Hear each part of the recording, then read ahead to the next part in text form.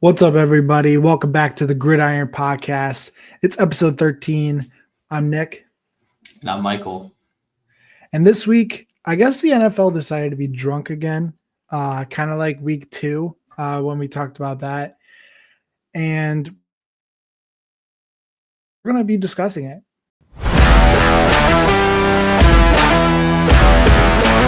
All right, so the first topic that we're going to talk about is the Ravens versus the Bengals. Now, this game, Joe Burrow and Jamar Chase putting up big numbers for a loss. Yeah. This was an absolute thriller of a game. Joe Burrow had 430 yards, was it? Correct me if I'm wrong, 428 or something like that. Jamar Chase had a great game of 260 yards with 3 touchdowns. Just an absolute banger of a game. Now, obviously, this game came down to the absolute wire of Cincinnati deciding to go for 2 at the end, ultimately not getting it, which honestly, I was kind of confused with that decision, just because of Cincinnati's record currently and where that kind of puts them in the playoff race, as they are now 4-6. And looking at, who knows what happens if they go to overtime. But I want to ask you, Nick, do you think that decision, obviously not getting the 2-point conversion, is going to hurt them in the future? I wouldn't, because I'm looking at their schedule coming up, and it's like they verse some decent teams, but then they verse some pretty awful teams. Like they have the Chargers coming up, the Steelers, Cowboys, Titans, Browns, Broncos, and Steelers again. I see at least maybe 2 to 3 losses within that time frame. The rest being wins. So I don't think that this puts them in a terrible position. And for it to be a 1-point game, I don't see it being too much of a big deal. Obviously, in the moment, you're thinking, okay, let's go for the win. Obviously, it didn't pan out in your favor, but I don't see this hurting them, especially because of how Jamar Chase and Joe Burrow played that game. I don't think they're going to have the same stats every week as they did this week. Yeah. But I'm seeing an upward trend from where we were at the beginning of the season.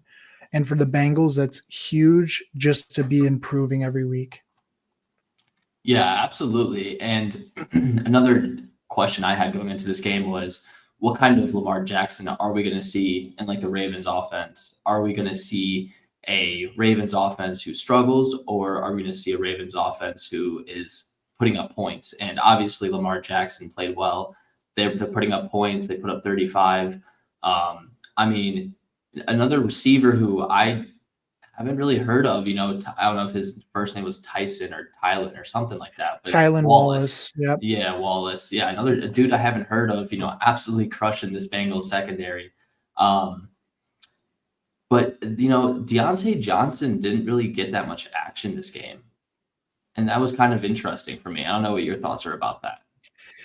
Yeah, we kind of touched on it last episode when we were talking about the trade deadline of this trade, how Deontay Johnson really didn't put up numbers for the Panthers. So we really didn't see him putting up numbers for a Ravens offense. And I kind of think we saw that this week. Obviously, he did not put up the numbers. Speaking of Tylen Wallace, 3 receptions for 115 yards and 1 touchdown. That is an insane stat line. I think that Johnson will start to kind of ease into the offense. I think with him coming in on kind of a short week, I would say, to get used to the way that the Ravens offense kind of operates, it's going to take a little bit of time for him to actually get acclimated into that offense. But I don't see him putting up huge numbers this season really at all for the Ravens. Yeah. So you talked about, put Deontay Johnson on the Panthers as I'm going to move on to the next game because there's so many games to go through this week and so many talking points we have. We got the Giants and Panthers in Germany, I believe it was. Even though this game, went to overtime and the Panthers snagged it, even though there's not much to take away from it, but the 2 points I kind of got from it was I've heard rumors now too, by the way, today that Daniel Jones is very unlikely to snap another football for the Giants. I don't know if that's true or not, but after this loss, I think the Giants should just tank and just draft a quarterback. I don't know what your thoughts are about that. Yeah, I saw rumors all over Twitter. I've been seeing them. I mean, it's tough because you have a quarterback that you're paying this much money to, right, who in his entire career has only thrown 2 touchdowns at your home stadium. So I think, and there was this video of like the Giants general manager's son saying, hey, draft Jaden Daniels, trade up to get Jaden Daniels or JJ McCarthy, or heck, pick Malik Neighbors, right? They ended up picking Malik Neighbors, which, in my opinion, this before, if Malik Neighbors was on any other team, I think he'd be in the discussion of Rookie of the Year. Yeah, no, I fully agree. I think really should tank the rest of the season. I mean, just looking at their record, for example, they are currently 2-8, any coming back from this, and their schedule is not going to get any easier. Yeah. Like, looking at their coming up, you have you still have division games. I mean, you have the Bucks, Cowboys, Saints, Ravens, Falcons, Colts, and Eagles coming up. And in my opinion, you really could lose all of these games, minus probably the Cowboys because of how awful they are. So, yeah. And on the flip side, I just want to take away from the Panthers. This was a good win for them. However, benching Bryce Young was a good decision. It looks like he's kind of come out in a different form, even though he's been turning over the ball still quite a bit. But nonetheless, though, his completion percentage is up and his QB rating's up from when he previously was starter. So I kind of wonder if like internally there was something there that boosted his confidence, or if he's just playing loose now, or just something else is going on in the Panthers organization to where Bryce Young now feels comfortable. I was just wondering, Nick, like, do you think benching Bryce Young did something to him? Yeah, I think it really comes down him feeling comfortable in an offense. And I think benching him and then now having him kind of ease back into the offense is huge,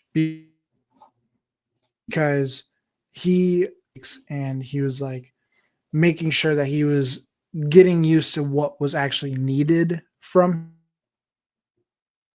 him as a quarterback, and now winning 2 straight.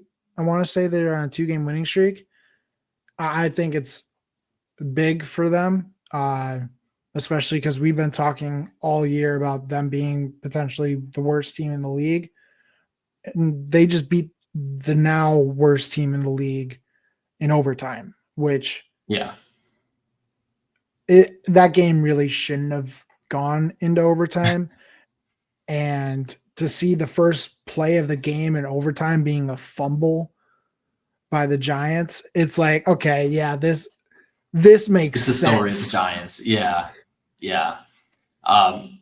Speaking of, conversations of the worst teams in the league, the next game I want to talk about here is one of my favorites of this past weekend. I mean, you can agree with me here, is the Patriots versus the Bears, as the Bears lose 19-3 at home. There's so much to talk about here, Nick. I'll let you start off with something. Yeah. All right. So, we got the news earlier that they fired Shane Waldron, which we saw coming, right? We saw this coming.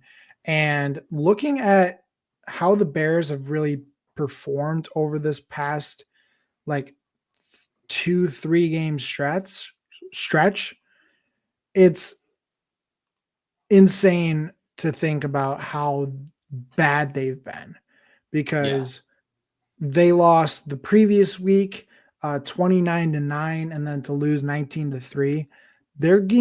They've only scored 12 points in the past 2 games. Yeah. And I think there was And also another stat too, that it was like the Bears haven't scored on their opening drive in like 9 straight games or something, or was it yeah, 23 drive? It was like their first 23 it was drives. I don't know 23 if it was, drives. It was yeah, the I don't, last 23 drives they have not scored a touchdown. yeah, and there was something else Um, about nine games. I don't remember. There's so much but negativity. what's It's crazy too is hard to now remember. a meme is coming out because of what Caleb Williams texted the punter after he got drafted, saying, "You're not going to have to punt anymore." And what happens? Punt, punt, punt, field goal, punt, punt. Yeah. It's Yeah. like No, it's we've incredible. we've talked about this for multiple weeks now. We were saying, okay, the NFC North is looking scary, right? At the beginning of the year. And now these teams are starting to come down to earth, right?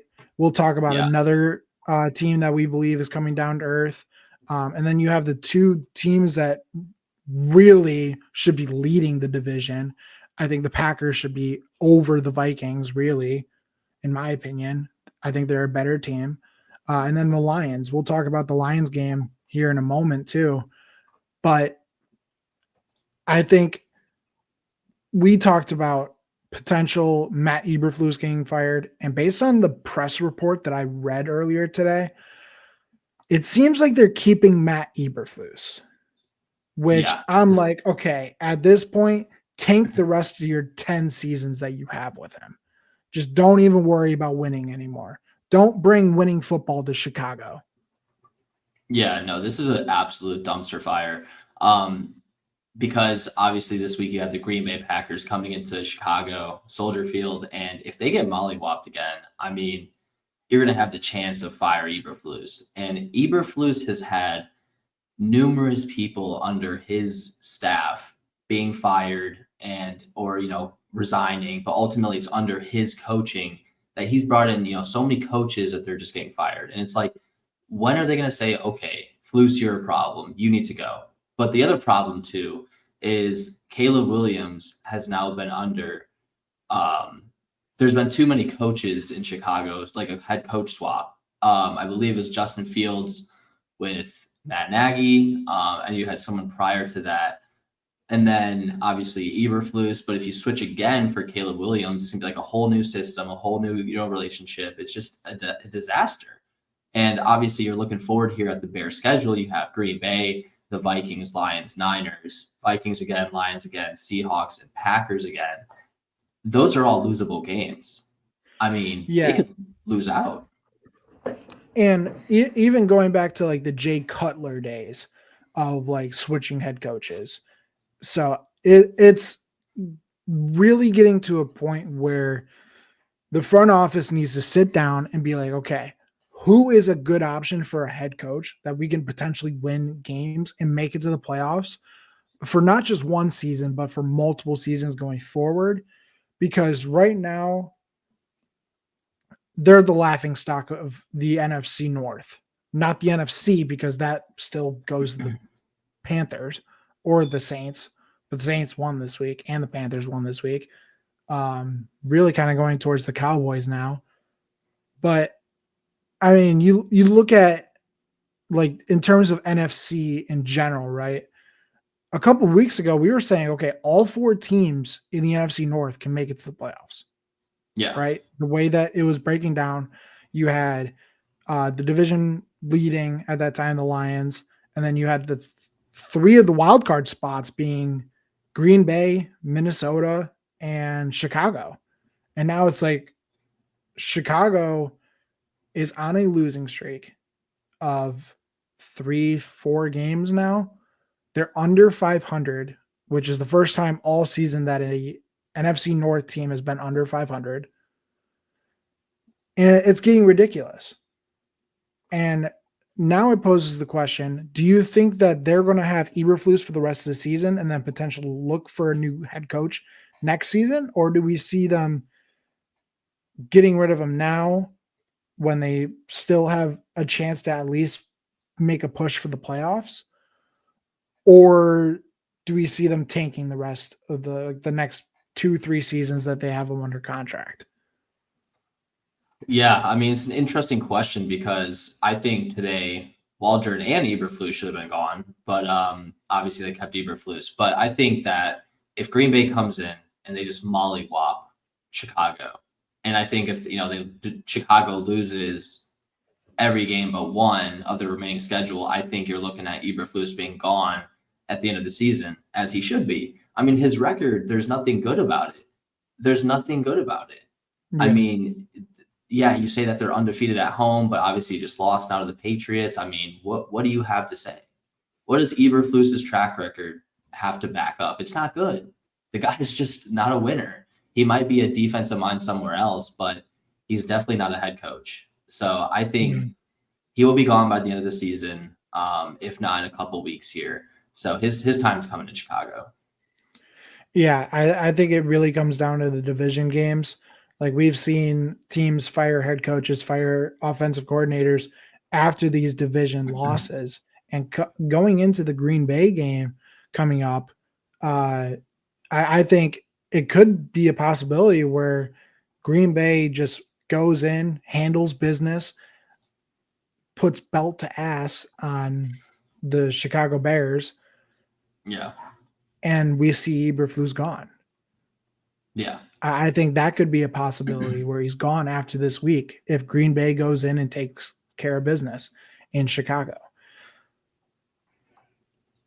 Yeah. So, I mean, another game that I want to talk about here it's pretty important for these NFC teams is the 49ers and Buccaneers, as this one was crazy in my books. I mean, I'll start off with obviously Jake Moody. The guy had a really bad off day, as the Niners could have put this one away a lot sooner, but he missed so many field goals. But ultimately hits the game winner, which is all that matters, I guess. But what do you think about the Buccaneers going forward? Do you think that they have a chance at their season reviving in any way? Because they did lose a couple of tough, close games here to the Chiefs and 49ers now. But do you see their season being revived in any way? I think so. Because you got to think about this, right? 49ers and Chiefs, at least the Chiefs have been one of the best teams in the NFL this year, right? 49ers just got CMC back. They're on the up. You're losing close games without Chris Godwin and Mike Evans. So I think I'm not saying by any means that their season is over, right?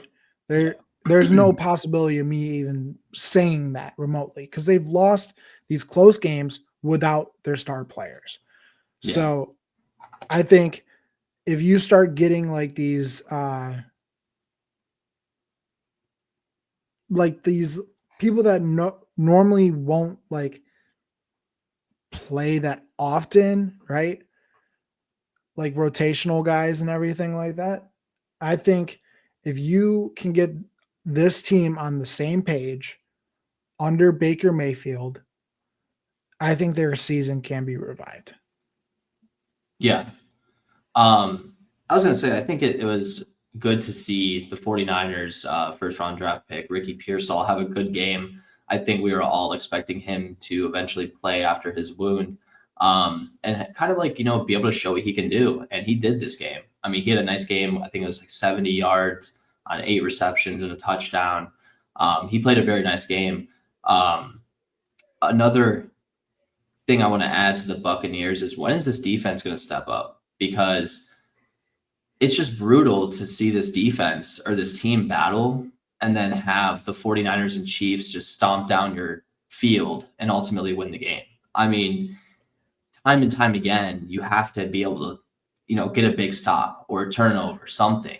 And the Buccaneers secondary hasn't done that. And obviously the losses of Carlton Davis and other players have really been hurting. And I think, do you think, Nick, that this Buccaneers defense, do you think the Bucs should have added anybody at the deadline? Yes. I think I even had a conversation, like, not recording wise, where I said the Bucs defense really should have made a trade, because I say their season can be revived, right? But they need their defense to step up, like you said. They they can't win these games if they don't have a defense stepping up, right? Yeah. We'll get into another game where a defense stepped up and carried an offense to a win, right? We'll get to that game later today in this episode. But in my opinion, it starts with the front seven, right? The front seven needs to start getting to the quarterback to be able to limit those big yard plays, right? They need to clog the gaps, which they really aren't right now, which can be something that is like, what can the defensive coordinator kind of put together to make sure that happens? But I say it every week. It's the players that have to execute those plays. And the front seven really hasn't. And then it's been burning their corners and safeties because the front seven can't get to where they need to be, or even trying to get to where they need to be. Yeah. And speaking of a front line, I want to go into this next game with pure disappointment. I was super excited to see the Broncos beating the Chiefs. I thought they had it in the bag. I told my roommate with I think it was like 3 seconds left, 2 seconds left. I was like, the Broncos are going to win this game. Behold, did I know the Chiefs blocked the field goal. I don't know what to say. I mean, I'm so disappointed in the Broncos. You had one job and you couldn't do it.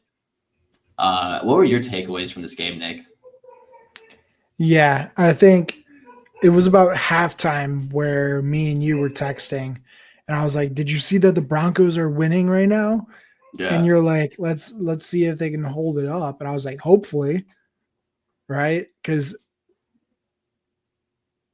with my favorite team being in the conversation for the best team in the NFL, yeah. So with the Lions being in the conversation for the best team in the NFL, me personally, I wanted to see the Kansas City Chiefs lose, right? Because I was like, they would have a similar record pending what was going to happen in the Houston game with the Lions. And the Broncos, like you said, they had one job. And I was talking to one of my coworkers, and he was like, I played soccer. Even if that kick got over, it wasn't going in because of how much of a line drive of a kick that he kicked. It wasn't a huge block that was made. It was a really low kick. He basically line drived it instead of getting it up and far, right? So they should have won the game in the third quarter, right? It shouldn't have come down to a last second field goal. It shouldn't have come down to potential, I think it was 35-yard field goal. I think it was. Yeah. I think if you hold the And Chiefs to 16 points, you should win the game. I mean, right. Mahomes didn't play well at all. Well, I mean, he did have 260 yards, but he was 28 of 42.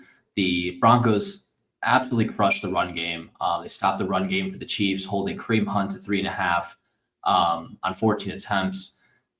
I'm so astonished by this. And, you know, as you said, the Chiefs aren't impressing me at 9-0.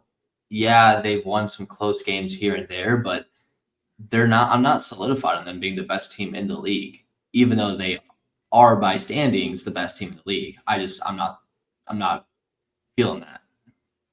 Yeah, hopefully next week I think they have Buffalo. Yeah. Hopefully Buffalo comes in, and I'm rooting for you, Josh Allen. This is one of the only times I root for you. But Yeah. I mean,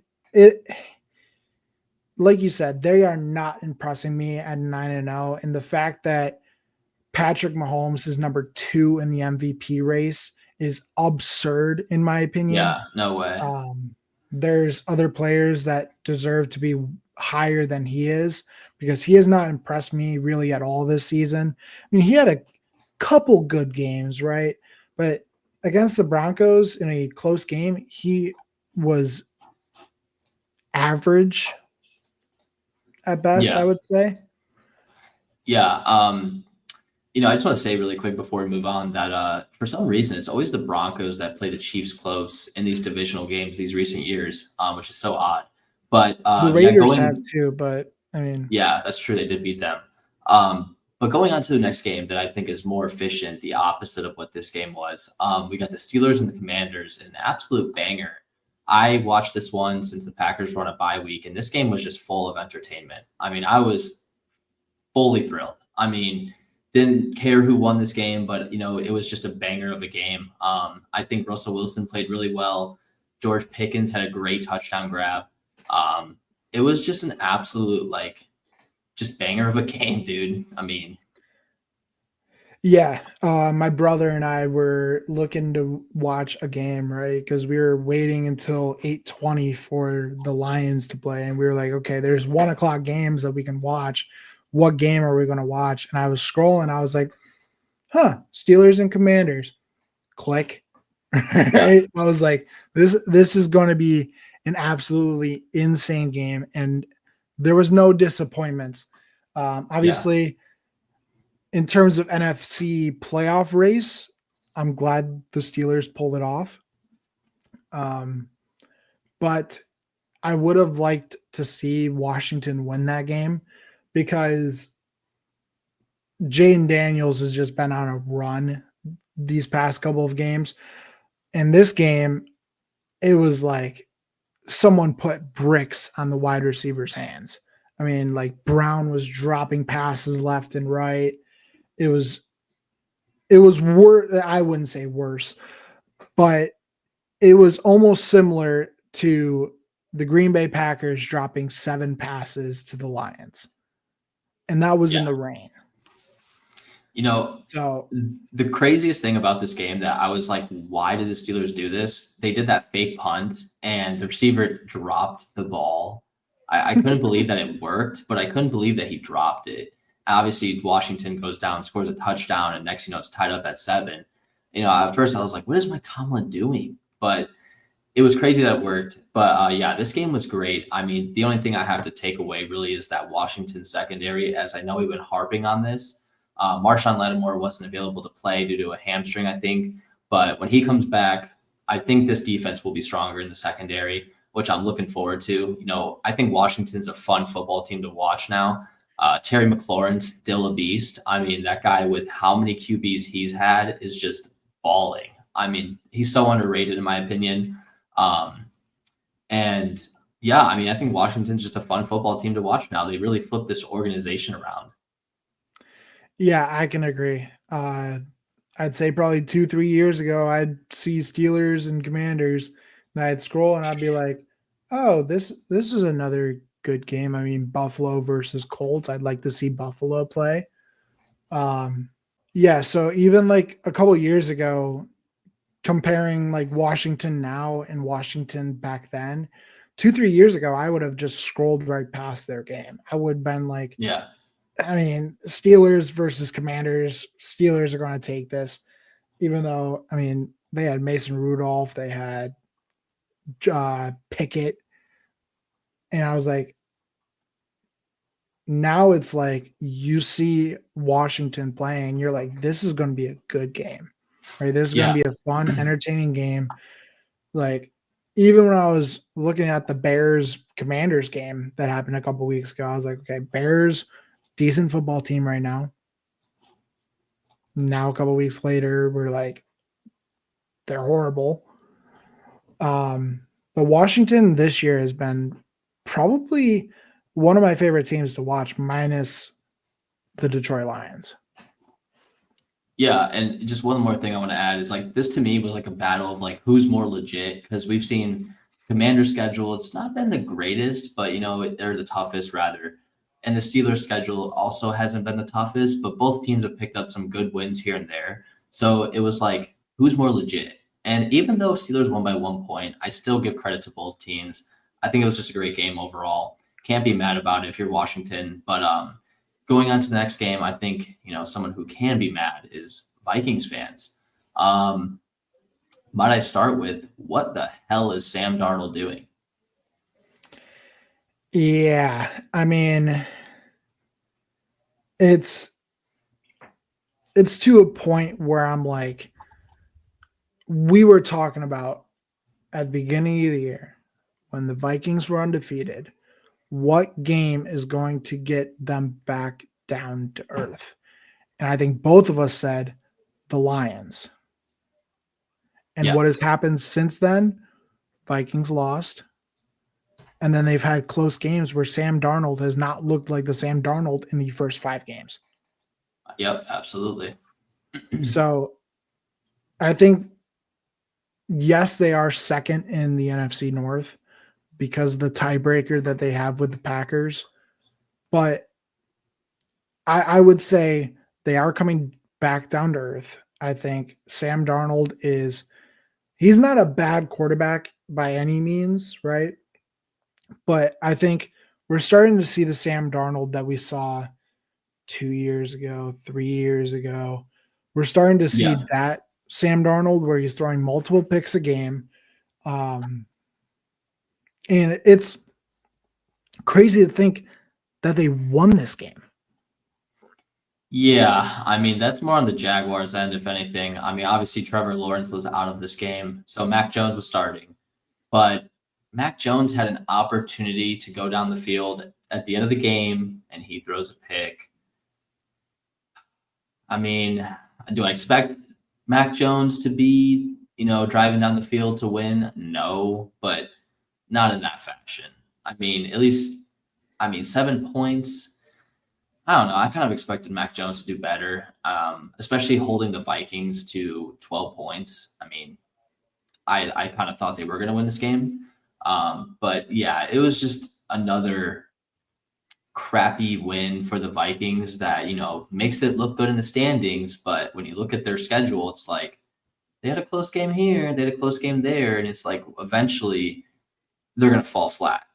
And I'm just waiting for that to kind of happen. Yeah, to be fair, before this game, I forgot Mac Jones was even in the league anymore. It's like you said, you have an opportunity to drive down the field to win the game, and you throw a game-stealing pick in one of the weirdest score lines in a game that I've seen. I mean, in the first half, it was 9-3 or something like that. Something like that, 7-6. It was, It was like, what are the Jaguars going to do now that we've mentioned their offense has been mediocre, their defense has been awful. Now they don't have Trevor Lawrence, and potential he will miss this upcoming week against Detroit. What are the Jaguars going to do to potentially revitalize their season, or do we see them tanking like we expect from the Giants? I mean, I don't think they're going to tank necessarily in the sense of draft QB, but I think they're going to try and draft a position player. They need one. They're going to get rid of their head coach, who's been under pressure for some time now. And, maybe we'll see what happens with the receivers too, if they, get traded or what happens with their contracts. But I definitely see the Jaguars drafting a position player. Don't know what, because they need so many.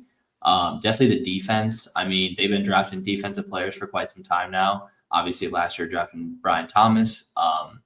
But yeah, I mean, going back to the Vikings though, looking at their schedule, I mean, they got a tough schedule coming up. I mean, granted, they play the Titans this week, but the Bears, Cardinals, Falcons, Bears again, Seahawks, Packers, and Lions. I mean, that's a pretty tough schedule if you were to ask me. I mean, a couple games in there, you're like, yeah, they should win those. But for the most part, you don't know. I think those are tough games. Yeah, and I think it's very difficult to kind of predict this team going forward because we've seen them have some of these dominating wins, and then we've seen them having really close wins, really close losses. So it's really hard to predict where this team is going to go forward in this season. Do I think they're still playoff contention? Yeah, maybe sneak in the wild card, but do I see them winning the NFC North? No. Yeah. So Um, Yeah, no, I mean, going into the next game, talking about winning a division, is the Arizona Cardinals. This is a team that low key I've been watching for like the last couple of weeks just because they are the hottest team right now, I think, in the NFL. I mean, for the past couple of weeks, they dominated the Bears, they dominated the Jets. I mean, they're 6-4, which is way above their app or like what they were supposed to be, in my opinion. And they're first place right now in the West. I mean, it's kind of interesting because when you look at like the playoff picture, I think you get three teams from the NFC North, as you said, two teams from the East, the Eagles and Commanders, and then I think there's just one team from the West Division who comes out. So this is putting pressure on the Seahawks, the Niners, to really step up. And if the Cardinals keep playing this well, who knows if they slip in or not? But going into this game analysis, I mean, Kyler Murray and James Conner, Harrison too, they're all just a trio on offense, an absolute unit. I don't know who can stop these guys because James Conner's running the football really well. Harrison's, very talented receiver. And Kyler Murray's been playing some decent ball. So I just want to hear your thoughts on the Arizona Cardinals in this game. yeah, I think they've been super hot. You mentioned them leading the NFC West. Yes, the NFC West has had some injuries to their teams. Obviously, the Rams, uh, the 49ers, Seahawks, not so much having injuries. Obviously, Kenneth Walker to start the season. But this division really comes down to really the division games because I see the Cardinals continuing to be hot. They've won their last two games in blowouts. Yes, it was to the Bears and the Jets, but the Jets have been kind of getting better, and the Bears Yeah. were in the conversation for being a fourth place team, but in the playoffs. Yeah. So it's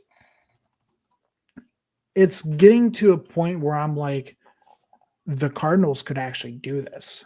Like, like Yeah. early the season, we were like, okay, 49ers are going to win the West. Right now, it's like, okay, Cardinals are starting to sneak into that conversation. And if they stay hot, I can see. I mean, right now, I think the offensive rookie of the year conversation is Marvin Harrison Jr. and Jaden Daniels. I think those two are like clear cut favorites for offensive rookie of the year. It just really depends on how much productivity you can get out of Marvin Harrison because you're going to get it from Jaden Daniels no matter what. He's the QB. You're going to get that production. It really depends on how Marvin Harrison does. And you mentioned James Conner. He's been looking like one of the best running backs in the league right now. And that's not a conversation I thought I would ever be having. Yeah. And people called me weird for drafting him in fantasy. Yeah, no, he's been an absolute beast. Yeah. Shout out Nick. I think another talking point that, this I want to bring up is Devontae Adams not being enough for this Jets offense. Had a really bad drop in the back of the end zone, and Jets went. I don't think they scored points on it, or they kicked a field goal if I'm not mistaken. But yeah, I mean, he's just not been enough. I don't think it's necessarily his fault. I just think Rodgers may not be the same QB. Coaching, I mean, Jets are 3-7 now. Do we see the ship turning around or no? No, unfortunately, because I think it's to a point now, obviously 3-7. I don't think really any team has come back to get into the playoffs with this kind of start. Yeah. mainly like the threshold for potential playoff has been 9-8. So unless if we see them go 6-1 to end the season, I don't think there's a chance that they make the playoffs. I think they make a push for like a higher draft spot. But I think right now they need some youth on that team. I think they're just a team full of veterans who I think have started to get egos, and I think they're starting to clash a little bit. And I mean, Jets have been decent over the past couple of games, but I think it's going to come down to getting some youth on this team in the future. So I don't see their season like turning around in any sorts, because even their schedule is not the easiest coming up. Yeah. Another season that could potentially be over now is the Dallas Cowboys. We got news that Dak Prescott's having surgery and he is out for the season. Eagles obviously took care of business in this one with Cooper Rush starting for the Cowboys. I mean, I don't really have any takeaways unless you do, Nick. I mean, this is kind of just a routine win without Dak. I mean, Dallas season's kind of over now. There's no way they're coming back. It was over even with Dak. Yeah. I say this every week. The Cowboys are just absolutely horrible. They have not they set an NFL record, which is insane to think about. They set an NFL record for the worst point differential at home in NFL history. Yeah. I mean, the only thing I really have to say is, does this mean McCarthy's fired? I mean, obviously, given the situation of his starting QBs out, I don't know. I guess it's up to Jerry Jones to decide, but his seat's pretty hot. Yeah, and I don't know if you saw what Micah Parsons had said about Mike McCarthy, but he had basically just said Mike McCarthy can go anywhere he wants, right? But he feels bad for these players like Zach Martin and players that are on like potentially their last year in the league. They're trying to make a push to win, and their coach is holding them back, and their owner. I've been saying this for years, and obviously this is the first season of the Gridiron podcast, so you guys haven't been able to witness me saying this for years. Jerry Jones is the most, like, how do I describe this without basically going off the deep end, right? He's the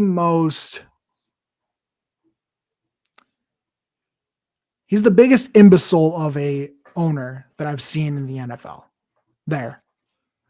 Because what did he say in the offseason? We're going all in. Yeah. You only have 3 wins on the season. 3. If that's what going all in is just insane. You could say you're going all in, and trading. You set an NFL record for the worst point differential at home after you went undefeated last year at home in the regular season. Good. Yeah, I was going to say trading for Jonathan Mingo is going all in. But I think we're going to go on to this next game because there's a lot to talk about with this one. Nick, it's your Detroit Lions, man. I mean, tell me what happened, because I went to bed. Halftime is 23-7 Texans, and I wake up and it's 26-23 Lions win. Yeah, I mentioned something earlier in this episode where the defense really steps it up for a team, right? You had big plays out of Terrion Arnold getting deflections. You had 2 picks from Carlton Davis. One of them when a wide receiver, Tank Dell, was wide open. You had the entire Texans fan base saying, throw the ball, CJ, throw the ball. And Carlton Davis comes from the other side of the field, makes a diving interception in the end zone. And you had big plays out of Brian Branch. I want to mention something real quick. The Lions did something that hasn't been done since 1970, where a team that has thrown 5 interceptions and was down by 15 or more points at one point came back to win. Now, a lot of those interceptions, I think, were just situational, right? And like really bad luck. The first pick tipped at the line of scrimmage. Yeah. Second pick basically ripped out of Jared Goff's hands, right? His arm was being pulled back. I don't think it was a penalty. I'm not going to say it was a penalty. Jared Goff really should have taken the sack there. And then you had one on a Hail Mary. You had Jameson Williams run a higher angle than he was supposed to. And then the other one was Sam Laporta not getting his head around fast enough to be able to read the ball. So I don't think any of those interceptions were really on Goff.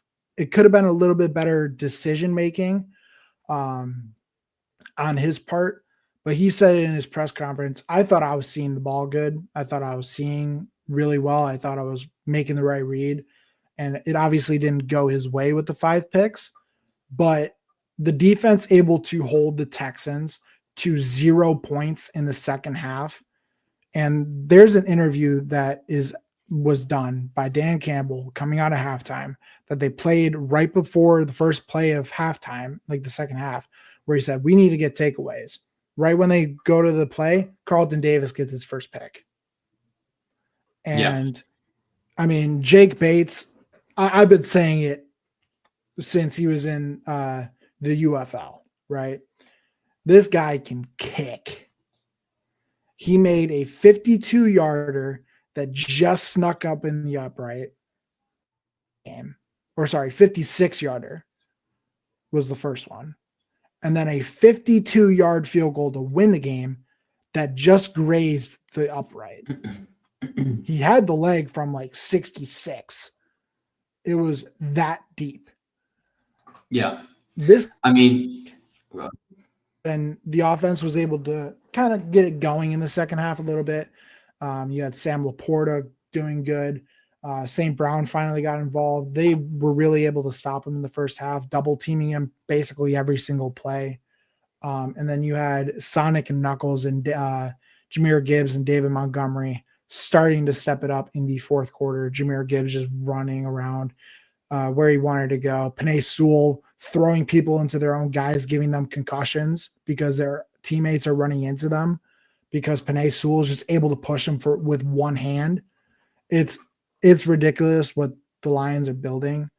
And to win this game in the fashion that they did, down 23-7 going into halftime, says a lot for this Lions team. And now they're 8-1 for the first time since 1954. Yeah. I just want to add, so last week I said the Texans really needed this game, and they did. And, I thought, hey, they got it 23-7. They're doing their thing. They stepped up. They obviously lose it. Now they're 6-4, and they'll get into the playoffs by default because their division's over with the Jaguars, Titans, and Colts. But they're not that dominant. Obviously, Stephon Diggs is out. Nico Collins, they didn't get back for this game. They really need Nico Collins back. I think he's back next week, as reports are saying. But nonetheless, though, I mean, they needed this win. But for me, as I'm talking about the Chiefs earlier, and being the best team in the league, I think this win by the Detroit Lions solidifies themselves as the best team in the league. I mean, nobody would have cared if the Lions would have lost this game. They would have been like, oh, the Lions had an off game. No, instead, 23-7, they come out half, and there's a whole other half to play, and they played their tails off, and they came back and won. The resilience is crazy. So I don't know how you can put the Chiefs. Blocking a field goal is impressive, but nothing's more impressive than what the Detroit Lions did against the Houston Texans, who by no means are a bad team. Like the Broncos, I'm not saying they're a bad team, but I think the Texans are still better than the Broncos. But I think that this win puts them as number one and the best team in the league. I mean, hands down. Hey, you said it, not me. Yeah. But couldn't have been I totally agree. I said last week, I think even without having Zadarius Smith, they were able to get 5 sacks on CJ Stroud, which we've been waiting for this defensive to start doing something without Aiden Hutchinson. And they were able to Yeah. get 5 sacks. James Houston getting 2 of them. CJ Stroud was even sacked and strip fumbled by his own offensive lineman. And Aleem McNeil, I mean, we can't say enough about Aleem McNeil. He was able to just bully the offensive line of the Texans to get to CJ Stroud and really put Yeah. pressure on him. And I'm excited to see Zadarius Smith come in. He was kind of coaching up the guys coming out of halftime. And for him to come in a situation now, it's going to be lights out for this defensive line because you're getting a guy like Zadarius Smith who has 5.5 sacks on the season. So I'm excited to see where the Lions go forward. And to be honest, I don't see them losing another game. Yeah, no, I can't blame you for that. Going into the last game here that I think was another surprise, at least for me, was Monday Night Football with the Dolphins and Rams. I mean, there was a little bit to take away. I mean, not a whole lot, but this was a time where the Rams were picking up momentum. They got all their players back on offense with Puka Nacua, Cooper Kupp. And we're like, hey, they're scoring and they're winning these games. They surprised and beat the Vikings. Last week, I don't remember who they beat on the top of my head, but they won last week, and then they lost to the Dolphins last night, and they didn't even score a touchdown. And that Yeah, was they beat surprising the to Seahawks me. last week. Seahawks, that's right. Yeah, I mean, 2 tougher opponents, and, I took the Rams last night. I was like, I like my odds here. They couldn't score a touchdown. I don't know what was up with that. Yeah, I don't know either, really, because I came into this game, I was like, the Dolphins have been on offense, Yeah, but like horrible on defense. Like we kept saying, obviously the loss of Tua is bad for the Dolphins, but the defense is letting teams put up 30. And it's yeah, like we mentioned this, I think week 4 maybe. If you're able to get 30 points in the NFL, that's a good game, right? yeah. And obviously the Rams not able to score a touchdown. Do we say that's a good thing for the Dolphins defense or a bad thing for the Rams offense?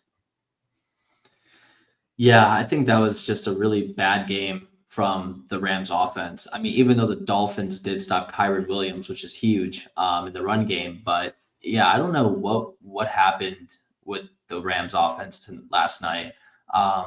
As they couldn't find the end zone, but that's how they lost. I mean, and also too the Dolphins. I want to talk about this.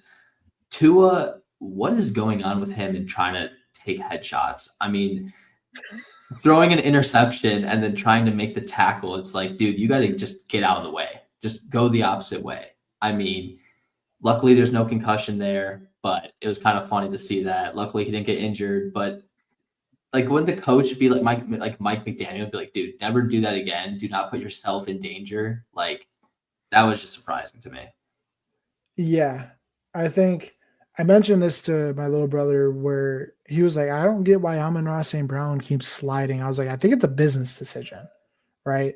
Because obviously St. Brown had the torn oblique last year, but he played through it.